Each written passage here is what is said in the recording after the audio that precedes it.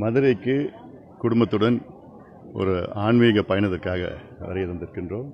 இன்று காலை இதெல்லாம் முடித்துவிட்டு இந்த மாலை மீண்டும் சென்னைக்கு செல்கின்றேன். அழகர் சாமி கோவில் இங்கே இந்த வளாகத்தில் இங்கே பெருமாள் எல்லாம் இங்கே நல்லா வேண்டிக்கிட்டு இருக்கிறோம். இங்கே கோவிலுக்குள்ளே அரசியல் பேசக்கூடாது. ஆனாலும் வருகின்ற சட்டமன்ற தேர்தலில்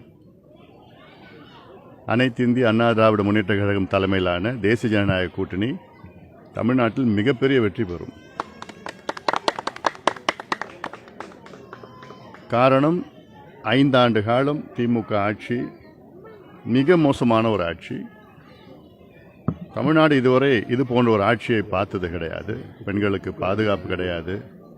எங்கே பார்த்தாலும் மது, போதைப் பொருட்கள் வீதி வீதியாக, கிராமம் கிராமமாக, பள்ளிக்கூடம், கல்லூரி வாசலில் இந்த தலைமுறையை கிட்டத்தட்ட அழிக்கின்ற ஒரு சூழல் வந்திருக்கிறோம். எங்கே பார்த்தாலும் ஊழல் பிரச்சனை, நிர்வாகம் இல்லாத ஒரு சூழல், விளம்பரம் மட்டும் நடந்துட்டு இருக்குது. அதனால் மக்கள் இன்று ஆளுகின்ற திமுக மீது மிகுந்த கோபத்தில் இருக்கின்றார்கள். எங்கள் கூட்டணி பலமான ஒரு கூட்டணி. எங்கள் கூட்டணி எங்களுக்குள்ள நன்றாக புரிதல் இருக்கின்ற ஒரு கூட்டணி. எந்த குழப்பமும் கிடையாது, எந்த பிரச்சனையும் கிடையாது. அது மட்டும் இல்லை, எங்கள் கூட்டணிக்குள் கிளை அளவில் ஒருங்கிணைப்பு மிக சிறப்பான முறையில் நடந்து வருகிறது. திமுக கூட்டணி இன்னைக்கு குழப்பமான ஒரு கூட்டணி. இவங்க இருப்பாங்களா, இல்லை இருக்க மாட்டாங்களா, போவாங்களா, வெளியேறுவாங்களா, இது போன்ற குழப்பங்கள்லாம் திமுகவிடம் இருக்கிறது. உறுதியாக மக்கள் எங்களுக்கு வாக்களிப்பார்கள். இந்த தேர்தல் அண்ணா திமுகவுக்கும் திமுகவுக்குமான போட்டி. அதனால் உறுதியாக எங்கள் கூட்டணி மிகப்பெரிய வெற்றி பெறும். குறைந்தது 200 தொகுதிகள் வெற்றி பெறும். இன்னும் சொல்ல போனால் திமுக ஒற்றை இலக்கு தான், சிங்கிள் டிஜிட்டில் தான் வரும். அவ்வளோ கோபத்தில் இருக்கிறாங்க மக்கள். நான் மக்கள்னு சொன்னால் நான் அனைத்து தரப்பு மக்களும் சொல்கிறேன். அதாவது அனைத்து பாட்டாளிகளும், அனைத்து உழைக்கின்ற வர்க்கம்.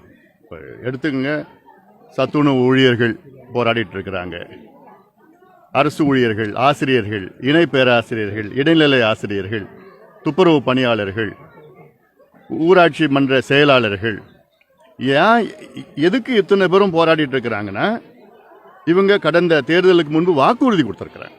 நாங்கள் ஆட்சிக்கு வந்தவுடன் அத்துணை வாக்குறுதியிலும் உங்களுக்கு நாங்கள் நிறைவேற்றுவோம் என்று அதில் ஒன்றுத்தை கூட நிறைவேற்றலை. அதனால தான் எல்லாமே இன்னைக்கு வீதிக்கு வந்து போராடிட்டு இருக்காங்க. செவிலியர்கள், மருத்துவர்கள், மீனவர்கள், நெசவாளர்கள், உழவர்கள் எல்லாமே போராடிட்டு இருக்கிறாங்க. அதனால் அத்துணை உழைக்கின்ற வர்க்கமும், குறிப்பாக அரசு ஊழியர்களுக்கு மிகப்பெரிய ஒரு ஏமாற்றம். ஜனவரி மாதம் 5000 அரசு ஊழியர்கள் ஓய்வு பெற்றிருக்கிறாங்க. ஆனால் அவங்க எதிர்காலம் என்னன்னு தெரியல. ஆனால் நாங்கள் ஏதோ வந்து அந்த பழைய ஓய்வூதியத்துக்கு மிக சிறப்பான ஓய்வூதியம் என்று சொல்லி ஏமாற்றிட்டு இருக்கிறாங்க. அரசாணை வரல. இப்படி எதிர்பார்த்தாலும் ஒரு பொய் ஏமாற்று வேலை தான் இருக்கிறது.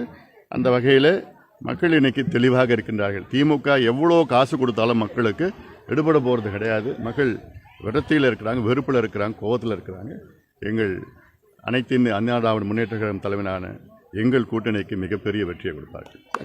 கடந்த தேர்தலில் சார், எலெக்ஷன் முன்னாடி ஸ்டாலின் ஒரு ரூபா பெட்டியை வச்சு மனு வாங்கினா அது பூட்டி போட்டு கொடுத்து திறக்கணும் தெரியல. அது வாக்குறுதி காலாவதி ஆகிடுச்சு. இந்த நேரத்தில் வந்து கனிமொழி நேரத்தை வந்து மனு வாங்குறேன் காப்பிக்கேட் மாதிரி பெரிய தென்மாவட்டங்களுக்கு அதை பற்றி என்ன நினைக்கிறீங்க சார்? அதான், இது வந்து விளம்பரம் தான், அவ்வளோதான், வேறு எதுவுமே கிடையாது. நேற்று கூட நான் சென்னையில் பேசினேன். இந்த 1.5 மாத காலத்தில் வந்து 26 திட்டங்களை அறிவித்திருக்கின்றார். திட்டங்கள்னா உங்களுடன் ஸ்டாலின், அவருடன் ஸ்டாலின், அப்புறம் ஏதோ ஒன்று கலைஞர் பேரில் ஒரு திட்டம், இப்படிலாம் நிறையா திட்டங்கள் வந்து அதுக்கு திட்டத்துக்கு முதல்ல நிதி கிடையாது. அப்புறம் உங்கள் கனவை சொல்லுங்கள் என்று அது ஒரு அறிவிப்பு. என்னத்தை சொல்ல போகிறாங்க கனவு? இளைஞர்கள் வந்து அவங்க கனவை சொல்ல போகிறாங்களாம்மா? இளைஞர்கள் என்ன எதிர்பார்க்குறாங்க? தமிழ்நாட்டில் மது இல்லாத தமிழ்நாடு வேணும்னு எதிர்பார்க்குறாங்க, கஞ்சா இல்லாத தமிழ்நாடு வேணும்னு எதிர்பார்க்குறாங்க, போதைப் பொருட்கள் இல்லாத தமிழ்நாடு வேணும்னு எதிர்பார்க்குறாங்க. பெண்கள் வந்து வீதிக்கு போனால் நிம்மதியாக இருக்கணும், பாதுகாப்பாக இருக்கணும்னு பெண்கள் எதிர்பார்க்குறாங்க. நிச்சயமாக அவங்க எதிர்பார்ப்பு தான் பெண்கள், அவங்களே இப்போ சொல்கிறாங்க. அதனால் இளைஞர்கள் 1,30,00,000 இளைஞர்களுக்கு வேலை கிடையாது. படித்த இளைஞர்களுக்கு வேலை வேணும்னு எதிர்பார்க்குறாங்க. விவசாயிகள் வந்து அவங்க விளைபொருளுக்கு நல்ல ஒரு விளைச்சல் வேணும்னு, விலை வேணும்னு எதிர்பார்க்குறாங்க. எல்லாமே எதிர்பார்ப்பு இருக்குது. அப்புறம் உங்கள் கனவை சொல்லுங்கள், என்ன கனவை சொல்ல போகிறாரு? ஊழல் இல்லாத தமிழ்நாடு வேணும்னு இளைஞர்கள் எதிர்பார்க்குறாங்க. இவங்களால் கொடுக்க முடியுமா? அன்றாடம் ஊழல் தான், அன்றாடம் ஊழல். எங்கே கொள்ளை அடித்து வச்சுக்கிட்டு அதை தேர்தலில் காசு கொடுக்கலாம். சமூக நீதிக்கு திமுகவுக்கும் தகுதி கிடையாது. அந்த சமூக நீதின்னு வார்த்தை சொல்றதுக்கே திமுகவுக்கு தகுதி கிடையாது. பெரியார் வந்த வழி, அண்ணா வந்த வழி, கலைஞர் வந்த வழின்னு சொல்ற ஸ்டாலின் அவர்கள் சமூக நீதி பத்தி பேசக்கூடாது. சமூக நீதி ஸ்டாலின் அவர்கள் கிட்டத்தட்ட 20 அடி ஆழம் குழி தோண்டி புதைச்சிட்டார் தமிழ்நாட்டில். அதை பத்தி பேசுறதுக்கு கூட தகுதி கிடையாது. சாதிவாரி கணக்கெடுப்போ 69 விழுக்காடு இடஒதுக்கீடு பாதுகாப்பு எத்தனை செஞ்சிருக்கலாம் மக்களுக்கு? எதுவுமே கிடையாது. விளம்பரம் விளம்பரம் விளம்பரம் அவ்வளோதான் நடந்துட்டு இருக்குது. ஆனால் அன்றாடம் ஒரு ஊழல் வெளியில் வந்துட்டு மணல் குலைப்பு, தென் மாவட்டங்களில் கனிம வள ஊழல். காட்ஃபாதர் ஒருத்தர், பெரிய காட்ஃபாதர் இருக்கிறாரு. என்ன நடக்குது? அப்பாவியா ஒருத்தர் இருக்கிறாரு. அதான் அப்பாவியா ஒருத்தர் இருக்கிறாரு. அதெல்லாம் வரப்போகுது. இன்னும் 2 மாதம் எங்கள் ஆட்சி வந்துடும். அதெல்லாம் நாங்கள் பார்க்க போகிறோம். ஏன்னா மேற்கு தொடர்ச்சி மலை வந்து நமக்கு இயற்கை கொடுத்த வரம். இன்னும் அந்த மேற்கு தொடர்ச்சி மலையை அடித்து நொறுக்கி நாசப்படுத்திக்கிட்டு எல்லாம் கேரளாவுக்கு எழுதிட்டு போகிறாங்க. அப்போ என்ன தமிழ்நாடு என்ன? நமக்கு எப்படி மழை வரும்? வயநாடு மாதிரி ஒரு சூழல் வரணுமா? இந்த வயநாட்டில் நிலச்சரிவு வந்த காரணமே இது போன்ற அங்கே எடுத்துகிட்டு போய் இந்த எல்லாம் பண்ணிட்டதுனால தான் நாசப்படுத்திட்டாங்க. இப்போ அதை நிறுத்திட்டாங்க கேரளாவில். தமிழ்நாட்டில் இருந்து எல்லாமே மணலும் போகுது, அந்த ஜல்லி போகுது, எல்லாமே இயற்கை எல்லாமே போயிட்டுருக்கு, இங்கேருந்து போயிட்டுருக்குது. அப்போ என்ன நடக்குது? என்ன ஆட்சி? கொள்ளை அடிச்சிட்டு இருக்கிறாங்க. சிபிஐ விசாரணை நிச்சயமாக வரும், இதுக்கெல்லாம் வரும். அதனால் இது இன்னொன்று, நெடுஞ்சாலைத்துறை அமைச்சர் சென்னையில் பார்த்தா 14 கிலோமீட்டருக்கு வந்து 2100 கோடி ரூபாய் மேம்பாலம் திட்டம்னு ஒன்று அறிவிச்சு, அதில் பார்த்தா அதோட டெண்டர் போட்டிருக்கிறவர் 700 கோடி கம்மியாக போட்டிருக்கிறார்.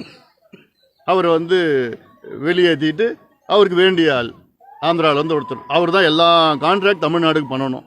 வேறு ஆள் இல்லையா? என்ன லஞ்சம் கொடுக்குறாங்க, காசு கொடுக்குறாங்க, அவ்வளோதான். இப்படி தான் எல்லாமே லஞ்சம் ஊழல் நடந்துட்டு இருக்குது. உறுதியாக இன்னும் 2 மாதத்தில் எங்கள் ஆட்சி வரும்.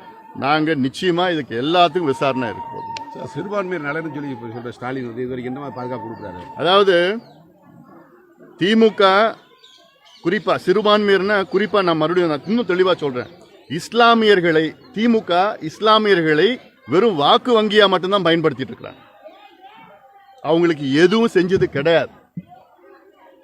ஒரு இத்தனை தேர்தலில் வெறும் வாக்கு வங்கி தான். இஸ்லாமியர்கள் மட்டுமில்லை, கிறிஸ்துவர்களையும் வெறும் வாக்கு வங்கி, அவ்வளோதான். அவங்களுக்கு எதுவும் செய்யணுமா? ஆனால் நாங்கள் தான் பாதுகாப்பு, ஒரு அச்சுறுத்தல் ஏற்படுத்தி நாங்கள் தான் பாதுகாப்பு. என்ன செஞ்சீங்க நீங்கள்? என்ன செஞ்சீங்க? அவங்க ஏதாவது ஒரு முன்னேற்றம் இருக்கா? சிறுபான்மை மக்கள் தமிழ்நாட்டில் ஏதாவது ஒரு முன்னேற்றம்? ஒன்றுமே கிடையாது. இந்த தேர்தலில் சார் ஆட்சியில் பங்கு அதிகாரத்தில் பங்குங்கிறத கோரிக்கை காங்கிரஸ் தொடர்ச்சியாக முன்னெடுத்துட்டே வர்றாங்க. ஆனால் இன்னைக்கு முதல்வர் வந்து ஒத்து வராது தமிழ்நாட்டுக்கு அப்படின்னு சொல்லியிருக்காரு. அதாவது இன்னும் சொல்ல போனால் எங்கள் கூட்டணி வந்து இன்னைக்கு தெளிவாக இருக்கிற கூட்டணி. எங்கள் கூட்டணிக்குள்ளே குழப்பமே எதுவும் கிடையாது. எங்களுக்கு ஒருங்கிணைப்பு இருக்குது. ஆனால் அந்த கூட்டணியில் இப்போ நீங்கள் சொல்கிற மாதிரி காங்கிரஸ் வந்து ஆட்சியில் பங்கு வேணும்னு, அதிக எண்ணிக்கை வேணும், இப்படிலாம் குழப்பங்கள் இருக்குது. காங்கிரஸ் மட்டும் இல்லை, திமுக கூட்டணியில் இருக்கிற மற்ற கட்சிகளும் அதே நிலையில் தான் இருக்குது, குழப்பத்தில் இருக்கிறாங்க எல்லாம். அதனால் நாங்கள் எங்களுது வந்து எந்த பிரச்சனையும் இல்லை, சுமூகமாக இருக்குது. எங்களுக்கு நல்ல ஒரு அந்யோன்யமாக எங்கள் கூட்டணியில் நாங்கள் இருக்கிறோம். அதனால் நிச்சயமாக எங்கள் கூட்டணி மிகப்பெரிய வெற்றி பெறும். நன்றி சார். நன்றி சார்.